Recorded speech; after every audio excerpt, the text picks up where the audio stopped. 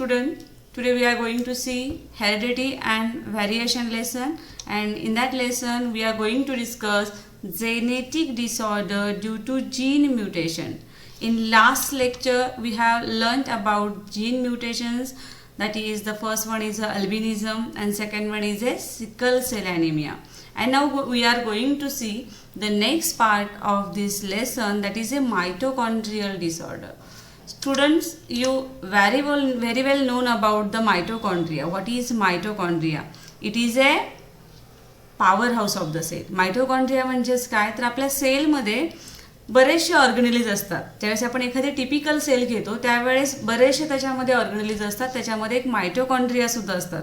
मग मायटोकॉन्ड्रियॉन means singular, एक असेल त्याला मायटोकॉन्ड्रियॉन म्हणायचं आणि प्लुरल असेल तर त्याला मायटोकॉन्ड्रिया असं म्हणतो. कारण आपल्या सेलमध्ये बरेच मायटोकॉन्ड्रिया असतात म्हणून त्याला आपण मायटोकॉन्ड्रिया म्हणतोय, मेनी असल्यामुळं. सिंगल ज्यावेळेस तुम्ही एखादी डायग्राम बघता त्यावेळेस त्याला आपण मायटोकॉन्ड्रियॉन असं म्हणतोय. मग हे मायटोकॉन्ड्रिया स्ट्रक्चर तुम्ही ए स्टँडर्डमध्ये माहिती आहे, तुम्हाला झालेलं आहे. मग याच्यामध्ये तुम्हाला स्ट्रक्चर त्याचं माहिती आहे की डबल मेम्ब्रेन असतं, बाहेरचं मेम्ब्रेन आहे त्याला आपण आउटर मेम्ब्रेन म्हणतोय, आतलं मेम्ब्रेन असतं ते फोल्डेड असतं.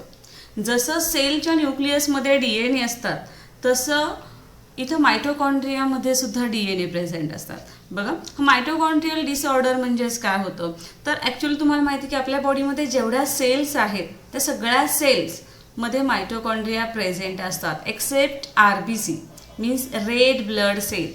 रेड ब्लड सोडून बाकी सगळ्या सेल आपल्या बॉडीमध्ये आहेत त्या सगळ्यांमध्ये काय प्रेझेंट असतं, तर मायटोकॉन्ड्रिया प्रेझेंट असतं. फक्त RBC अशा सेल आहे की याच्यामध्ये मायटोकॉन्ड्रिया प्रेझेंट असत नाही. ठीक आहे. मग तुम्हाला माहिती आहे की जर ह्या मायटोकॉन्ड्रियाच्या DNA मायटोकॉन्ड्रियामध्ये डिफेक्ट होत नाही, तर मायटोकॉन्ड्रियामध्ये जे DNA आहे, तुम्हाला स्लाइडमध्ये मी इथं डायग्राम दाखवलेली आहे, तुम्ही ते बघू शकता. मायटोकॉन्ड्रियाच्या DNA जर काही डिफेक्ट झाले किंवा त्याचं म्युटेशन झालं, बघा मायटोकॉन्ड्रियामध्ये असणाऱ्या DNA जर म्युटेशन झालं तर डिफेक्ट्स होतात आणि त्यालाच आपण मायटोकॉन्ड्रियल डिसऑर्डर असं म्हणतो. मग हे जे डिफेक्ट्स आहेत मायटोकॉन्ड्रियाचे हे केव्हा होतात, ज्यावेळेस फर्टिलायझेशन होतं. फर्टिलायझेशन म्हणजे तुम्हाला माहिती आहे फिमेलकडून किंवा आपण मदरकडून एक सेल येते तुम्हाला माहिती आहे, आणि मेलकडून स्पर्म येतात आणि दोघांचं युनियन झाल्यानंतर त्याला फर्टिलायझेशन असं म्हणतो.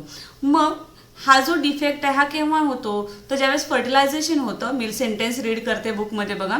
During fertilization mitochondria are contributed by the egg cell ovum alone. फक्त एक सेल म्हणजे मदरकडून येणारी सेल आहे, एक सेल ज्याला म्हणतोय, त्यातूनच फक्त मायटोकॉन्ड्रिया गेले असतील तर हा डिसऑर्डर येतो. बघा, अंडरलाईन करून घ्या. During fertilization mitochondria are contributed by the egg cell ovum alone. नेटवर याच्यावर भरपूर अशी माहिती दिलेली आहे. पुस्तकामध्ये खूप 2-4 ओळीमध्ये तुम्हाला दिलं, डीपमध्ये नाही आहे.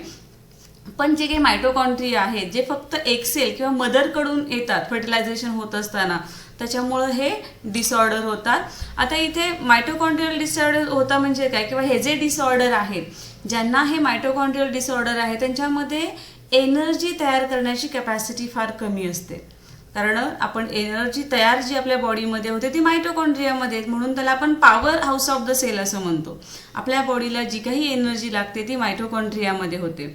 आणि ज्या लोकांना हे मायटोकॉन्ड्रियल डिसऑर्डर आहेत त्यांच्यामध्ये एनर्जी तेवढी तयार होत नाही.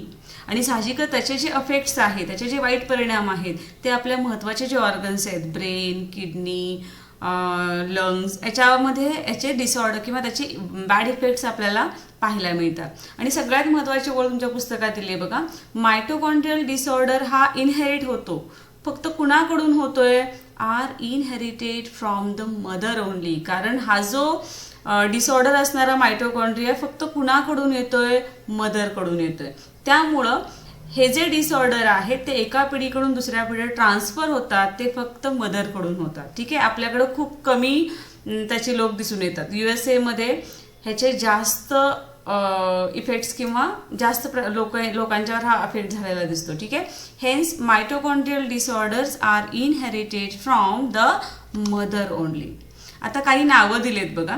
Labour heredity optic neuropathy is an example of mitochondrial disorder. फक्त मोठं नाव आहे लक्षात ठेवा, Leber heredity optic neuropathy. Generally ह्याचे जे काही इफेक्ट्स आहेत ते आपला जी नर्वस सिस्टीम आहे किंवा आपली जी काही व्हिज्युअल सिस्टीम आहे त्याच्यावर किंवा डोळ्या दिसण्यावर आणि आपल्या दिसण्यावर म्हणजे ॲक्च्युली आपली दृष्टी जी म्हणतो ना आपण व्हिजनवर ह्याचा वाईट परिणाम होतो किंवा आपली जी नर्वस सिस्टीम आहे त्याच्यावर आपला किंवा ह्या मायटोकॉन्ड्रियल डिसऑर्डरमुळे त्याच्यावर त्याचा इफेक्ट होतो. ठीक आहे, एवढे फक्त पॉईंट तुमच्या पुस्तकात दिलेत. पुन्हा रीड करते. Mitochondrial DNA may also become defective due to mutation. हे जे डिसऑर्डर आहेत हे कशामुळे होतात तर मायटोकॉन्ड्रियामध्ये जो DNA आहे त्याच्यामध्ये म्युटेशन झालं. Okay. Second point, during fertilization mitochondria are contributed by the egg cell means ovum alone. Hence, mitochondrial disorders are inherited from mother only. हे जे डिसऑर्डर आहेत ते फक्त कुणाकडून ट्रान्सफर होतात, मदरकडून होतात. एक्झाम्पल आहे Leber heredity optic neuropathy. Okay, it is an example of mitochondrial disorder. बरेचसे आहेत पण त्यातलं एक तुम्हाला फक्त नाव दिलेलं आहे. डायग्राममध्ये तुम्ही पाहू शकता.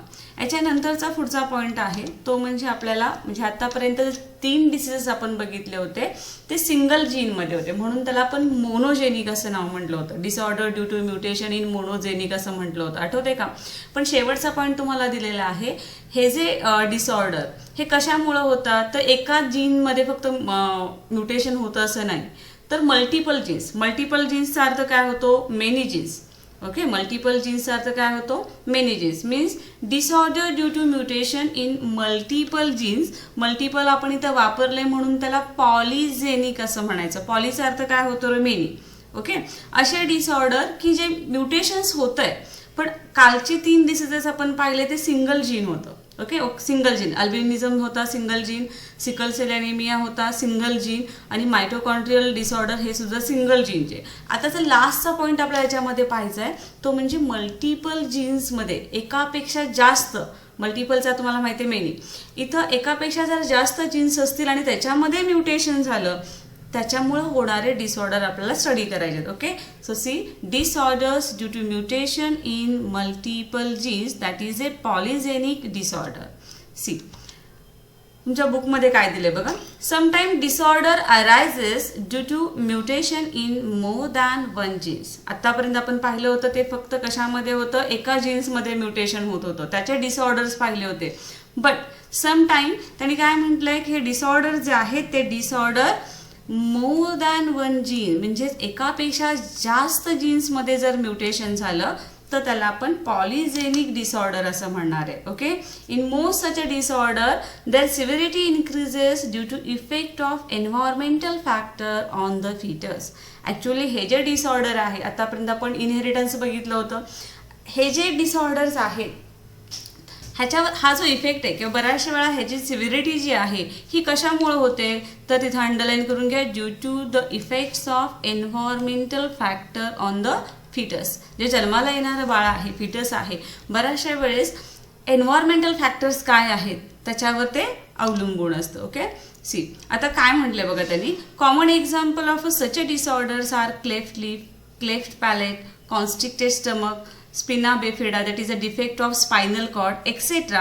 Beside diabetes, blood pressure, heart disorder, asthma, obesity are also polygenic disorder. आता वरचे काही शब्द तुम्हाला माहित नाही, डिसऑर्डर माहित नाही, पण खालचे सगळे माहित आहेत तुम्हाला. डायबिटीज आहे, ब्लड प्रेशर ऐकलेले शब्द तुम्हाला आहेत, हार्ट डिसऑर्डर आहे, अस्थमा, ओबेसिटी म्हणजे लठ्ठपणा, हे सगळे कसले डिसऑर्डर आहेत रे? पॉलिजेनिक डिसऑर्डर आहेत.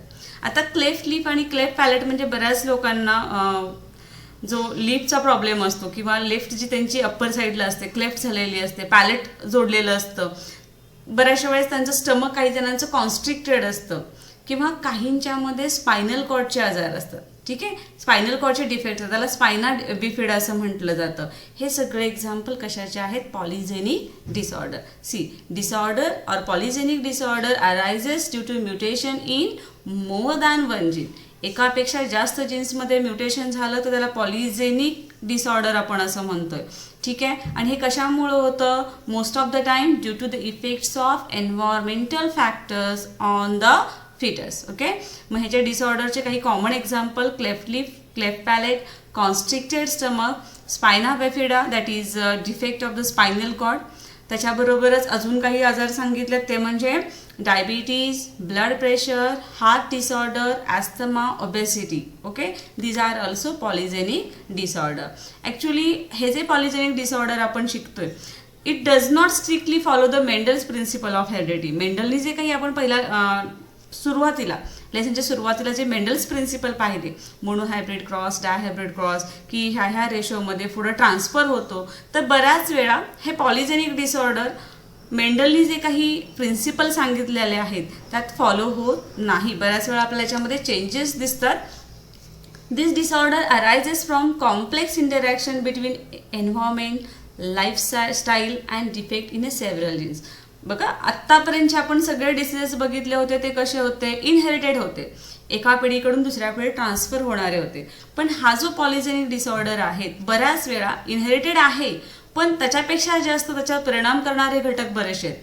एन्व्हायरमेंट कोणतं आहे, ठीक आहे, लाईफस्टाईल कशी आहे तुमची, आणि जीन्समध्ये जर सेव्हरल डिफेक्ट्स झाले त्याच्यामुळे सुद्धा हे डिसऑर्डर येऊ शकतात. This disorder arises from a complex interaction between environment, life cycle and defect in a several genes. ठीक आहे, हे झालं आपल्याला जीन्स म्युटेशनबद्दल. ठीक आहे, क्रोमोझोमल ॲबनॉर्मॅलिटीज होण्यामुळे डिसऑर्डर आपण पाहिले, जीन्सच्या म्युटेशन्समुळे होणारे डिसऑर्डर पाहिले. आता थोडासा वेगळा पार्ट तुम्हाला याच्यामध्ये सांगितले बघा, तुमच्या बुकमध्ये ऑलवेज रिमेंबर असं म्हणून दिलेलं आहे. काय म्हटलं ऑलवेज रिमेंबरमध्ये, inter relationship between tobacco addiction and cancer. म्हणजे तुम्हाला माहिती आहे, मगाशी मी तुम्हाला एक्सप्लेन केलं होतं की जे काही टोबॅको खाणारे, इंजेस्ट करणारे, ज्याला ॲडिक्शन आहे त्याची टोबॅकोची, त्या लोकांच्यामध्ये आणि कॅन्सर याच्यामध्ये काय रिलेशनशिप आहे. कॅन्सर थोडक्यात त्यांनी सांगितले अनकंट्रोल ग्रोथ ऑफ सेल. बॉडीमध्ये सेलची ग्रोथ होत असते, तुम्हाला माहिती आहे, डिव्हिजन होत असतं, एका सेलपासून 2 सेल तयार होत असतात, त्याच्यापासून 4 सेल. त्याला एक पण लिमिट असतं. प्रत्येक सेल तयार होताना, त्याची ग्रोथ होत असताना कंट्रोल त्याच्यावर असतं. पण ज्याला कॅन्सर झालेला आहे, कॅन्सर म्हणजे ॲक्च्युली असं का म्हटलंय अनकंट्रोल ग्रोथ ऑफ सेल, कारण कॅन्सर हा कोणत्याही ऑर्गनचा होऊ शकतो.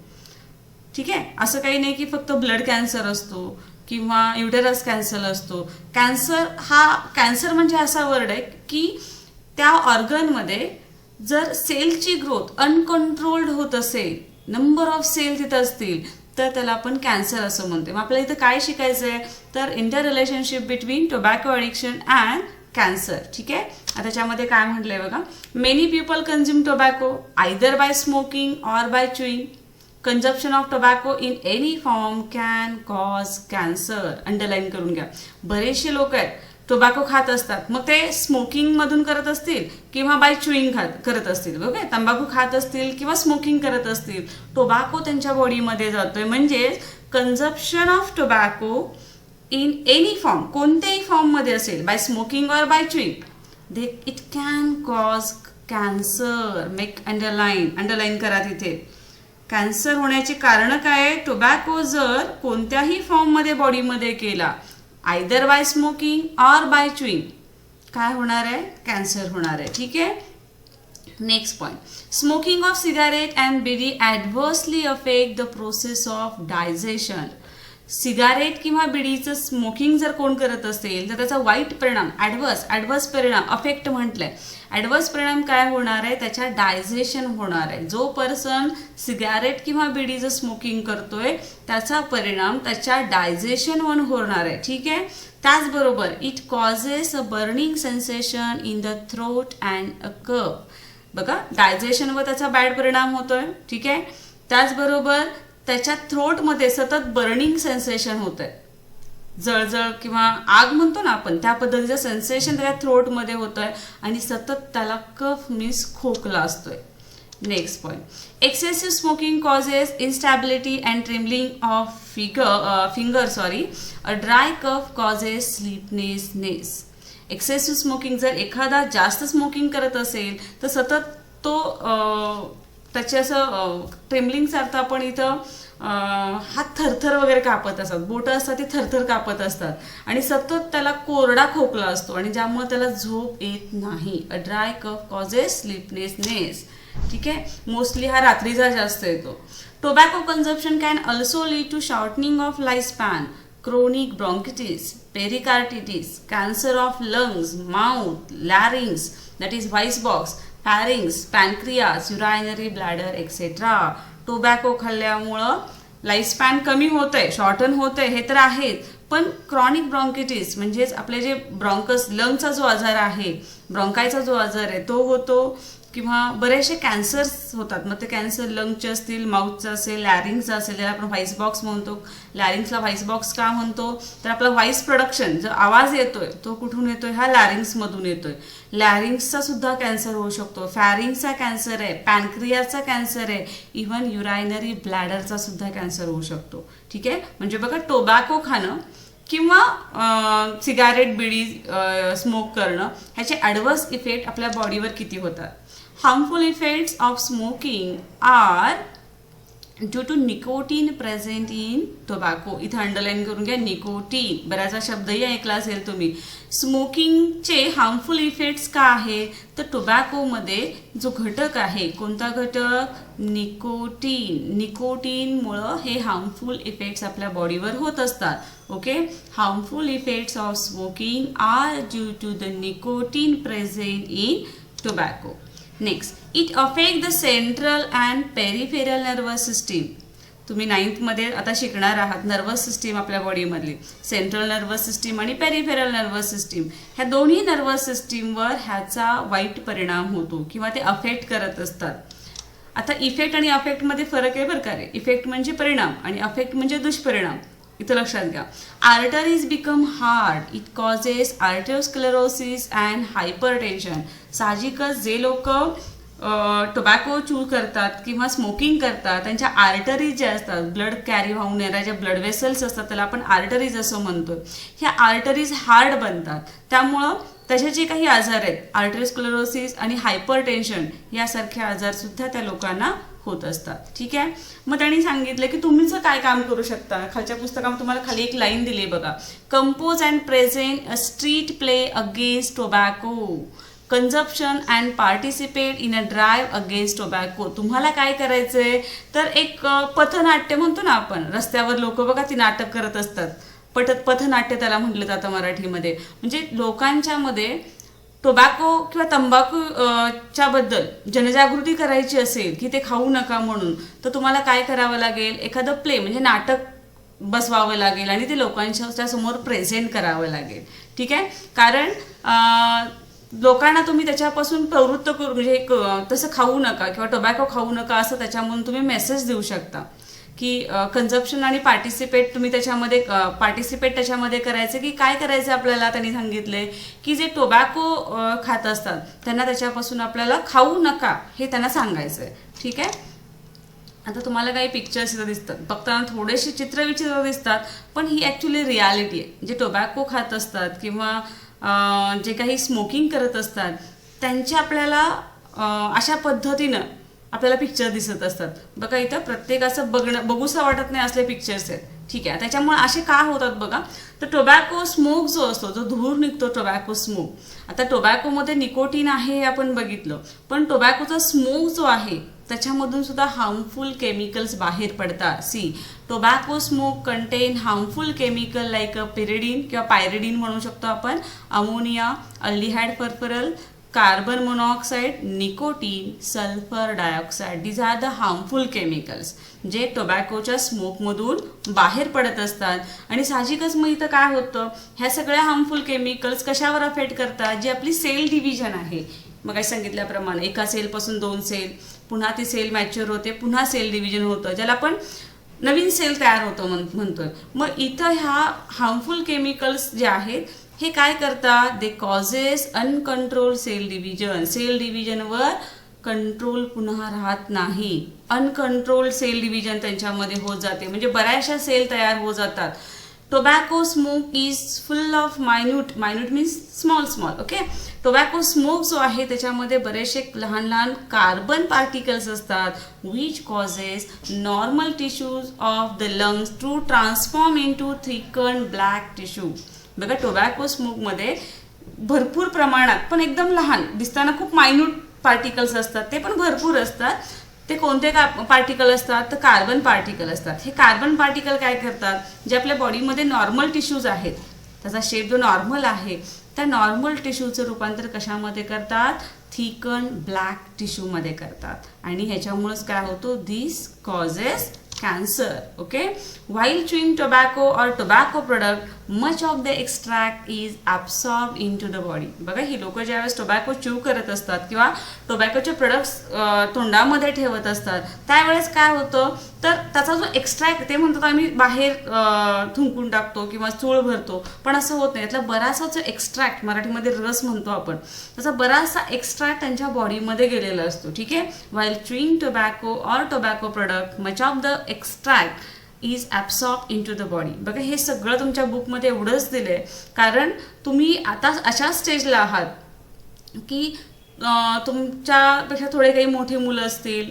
त्यांना सवय असेल किंवा तुमच्या घरात कोणाला तरी सवय असेल, तर तुम्ही त्यांना हे सगळे अफेक्ट्स जे आहेत, जे काही दुष्परिणाम आहेत, ते त्यांना तुम्ही समजून सांगू शकता. ठीक आहे, की याचे बॅड इफेक्ट आपल्या बॉडीवर काय होतात.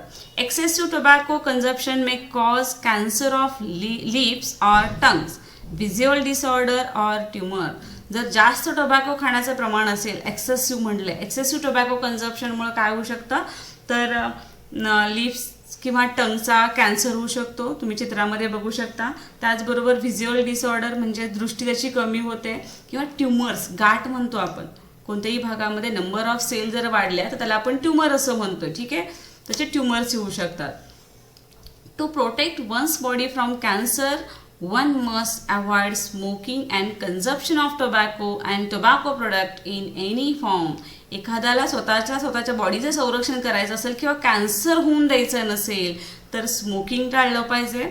टोबॅको आणि टोबॅकोचे जे काही प्रोडक्ट्स आहेत त्याचं कन्झम्पशन म्हणजे ते खाल्लं नाही पाहिजे. ठीक आहे, बघा खालची ओळ महत्त्वाची. To protect one's body from cancer, जर आपल्याला कॅन्सरपासून वाचायचं असेल तर प्रत्येकाने one must avoid smoking and consumption of tobacco and tobacco products in any form. Tobacco आणि टोबॅकोचे जे काही इतर प्रोडक्ट्स असतील ते खायचे नाही, त्याचं कन्झम्पशन करायचं नाही किंवा स्मोकिंग करायचं नाही. ठीक आहे, एवढा आपल्या याच्यामध्ये ह्या पार्टमध्ये आपण पाहिलं की ज्याच्यामध्ये टोबॅकोचे वाईट इफेक्ट आपल्या बॉडीवर काय होतात. आणि इथं आपला हा लेसन काय झालेला आहे, संपलेला आहे. लेसन पूर्णपणे कंप्लीट झालेलं आहे. याचे जनरली जेवढे काही व्हिडिओज झालेले आहेत ते सिरियली जर तुम्ही पाहिले तर तुम्हाला व्यवस्थित हे लेसन समजेल.